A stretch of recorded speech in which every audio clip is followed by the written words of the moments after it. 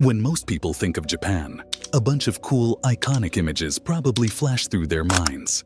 Mount Fuji, steaming bowls of ramen, high-speed bullet trains, sleek robots, manga, sushi, maybe even brands like Sony and Toyota. It's the picture of a country that's peaceful, polished, and always pushing forward. But beneath all that gleaming surface, there's a different story unfolding. A much darker one. You've got elderly people passing away and no one noticing for years. Women resort to desperate measures because no regular guy will even consider sleeping with them.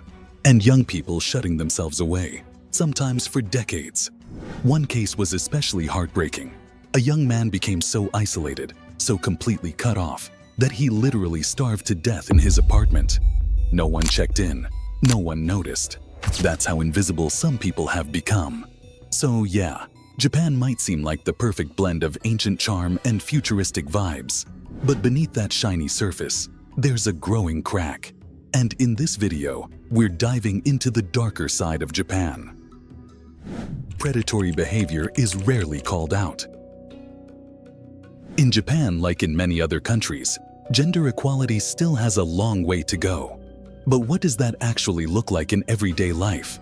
Well, in a lot of workplaces, there are still these really old-school ideas about what women should do.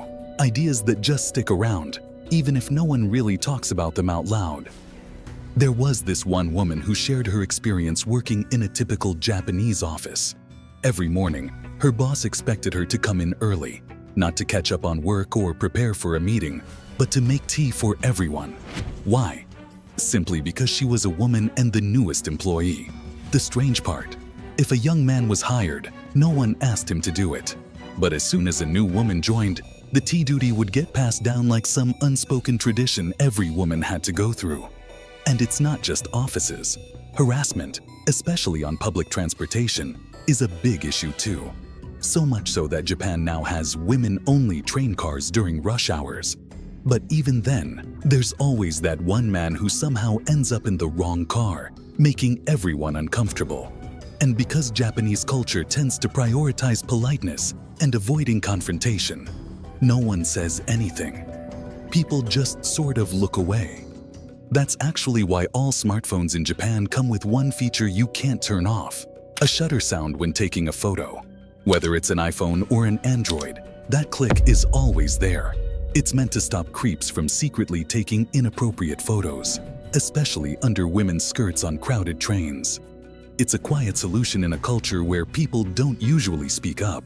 But not everyone follows the quiet rules. One woman, fresh off a few years studying in the US, had gotten used to speaking up when something didn't feel right. One morning, in the middle of a packed Tokyo train, she felt something pressing against her leg. At first, she figured it was just a bag. After all, they were packed in tight. But slowly, the pressure moved higher and her instincts kicked in. She reached down to move whatever it was and grabbed a hand. Without skipping a beat, she yanked it into the air and shouted, "Chikan!" the Japanese word for pervert. Her purse swung around in the chaos, smashing her sunglasses and ruining her compact makeup. But she didn't care. She knew she was doing the right thing. The train car went dead quiet. People started shifting away, pretending not to see. The man, your typical salaryman, turned bright red, bowing over and over, begging for forgiveness. She wasn't having it. She told him loud and clear that she would not forgive him, and he better get off at the next stop. And still, no one helped her.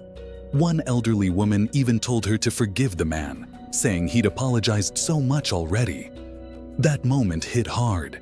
It showed just how deep this cultural silence runs, how older generations had learned to accept this kind of behavior as just part of life. A lot of girls, especially high schoolers, don't speak up. They endure. But stories like this one matter because they break that silence. They show the cracks in the system. Most people in Japan are kind and respectful, but when silence becomes the norm and no one stands up, it lets the worst behavior slide. The dark side of nightlife in urban Japan. Nightlife has always had that double edge. It's exciting, full of lights, music, and freedom. But if you look a little closer, there's a darker current running underneath. Take Tokyo, for example. Shibuya used to be all about harmless fun, especially around Halloween. What started as kids in costumes and candy slowly turned into streets packed shoulder to shoulder with partiers. Now, it's known more for wild crowds and chaos than any kind of childhood nostalgia. And while Halloween happens once a year, the nightlife? That's every night. As soon as the sun sets, people shed their daytime selves and head toward places like Shibuya or Shinjuku, where the night never really ends. But somewhere along the way, the innocence faded. A telling example: Spa magazine once reported on the whole free hugs trend in Shibuya. At first, it was just about connection. Feeling lonely? Here's a hug. But eventually, it warped into something far more inappropriate, with people offering much more than just a hug. Looking back, it almost feels like that shift was inevitable. Then there's Shinjuku, especially Kabukicho. This place didn't start with innocence, and it definitely doesn't pretend to have it now. Prostitution has been part of the area for years.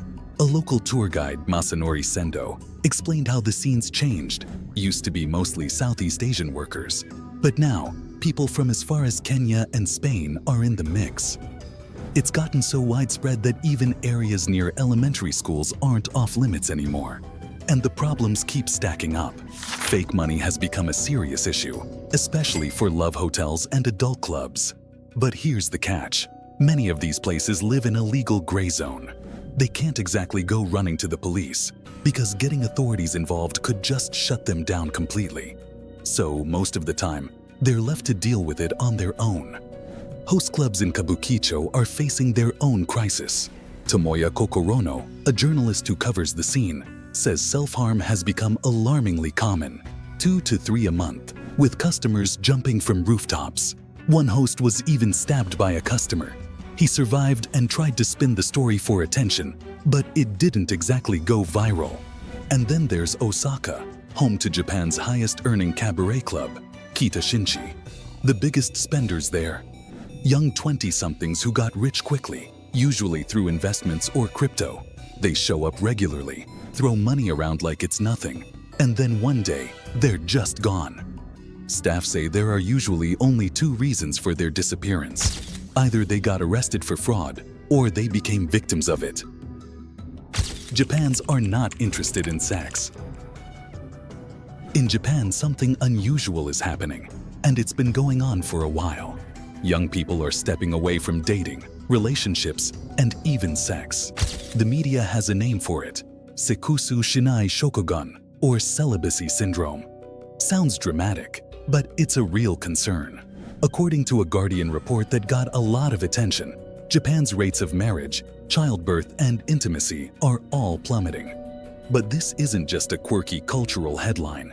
It's a major economic red flag. Japan is the world's 3rd largest economy. It's deeply tied to global trade, holds a massive chunk of US debt, and plays a critical role in keeping international markets balanced. So when something shakes Japan, the ripple effects go global. And right now, Japan's biggest problem is simple but serious: not enough babies. And behind that, a growing disinterest in romance and sex. The numbers are startling. Almost half of Japanese women and over a quarter of men aged 16 to 24 say they're not interested in sex, or they actively dislike it. More than half of all Japanese adults are single. Among 18 to 34-year-olds, nearly half of women and more than 60% of men aren't in any kind of romantic relationship.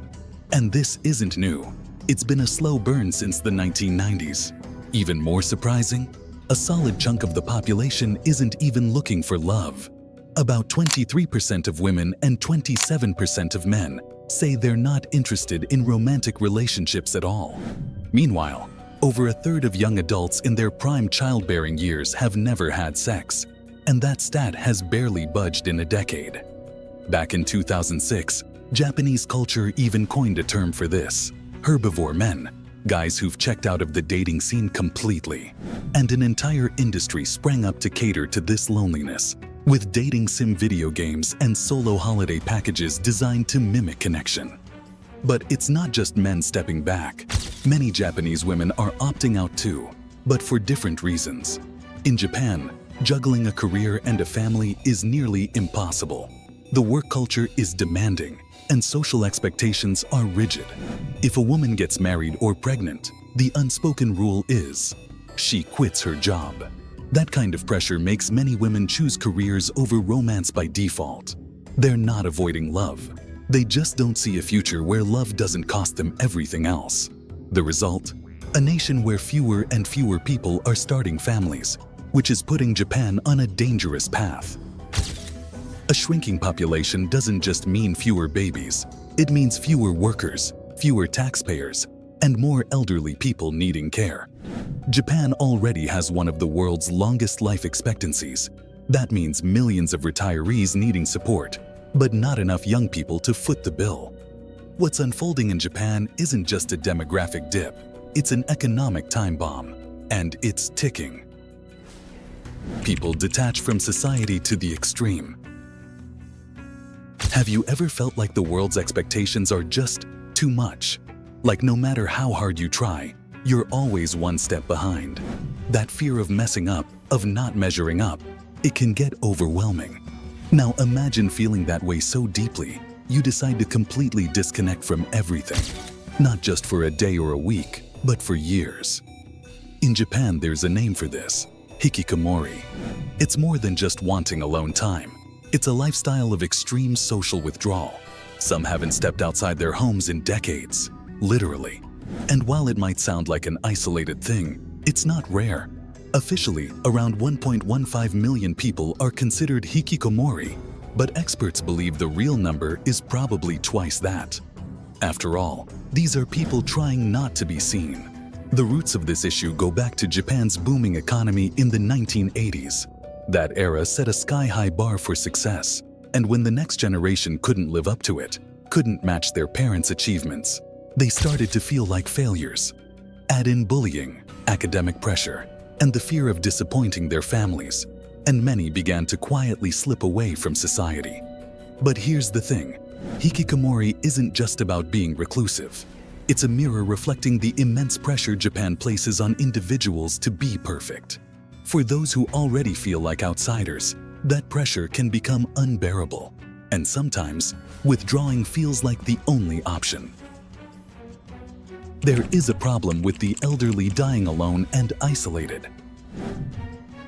Japan is getting older, fast. Each year, the number of elderly citizens keeps climbing, and the country's money troubles aren't doing much to help. Together, these two factors have led to a heartbreaking phenomenon known as kodokushi, or lonely death. It's exactly what it sounds like. People, often older and alone, passing away without anyone around to notice. Sometimes they aren't found for days, sometimes for years.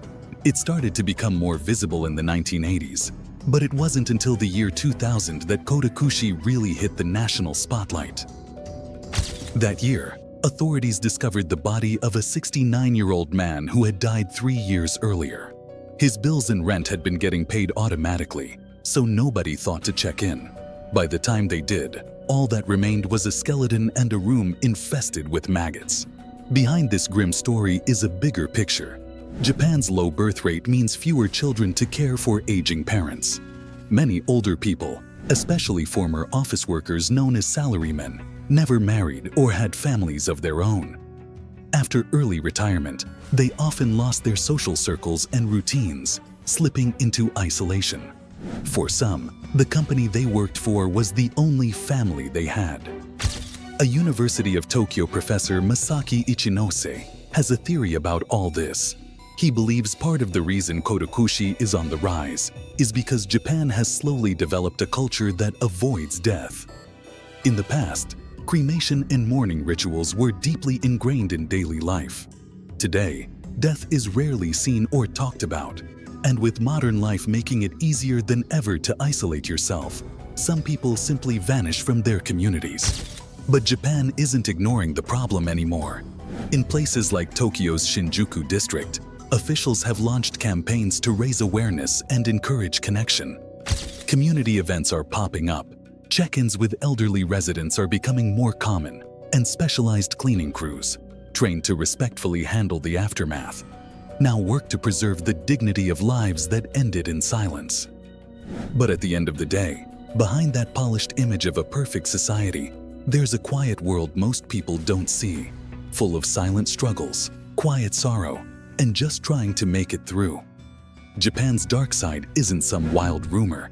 It's a mirror of the pressure so many of us feel, no matter where we are.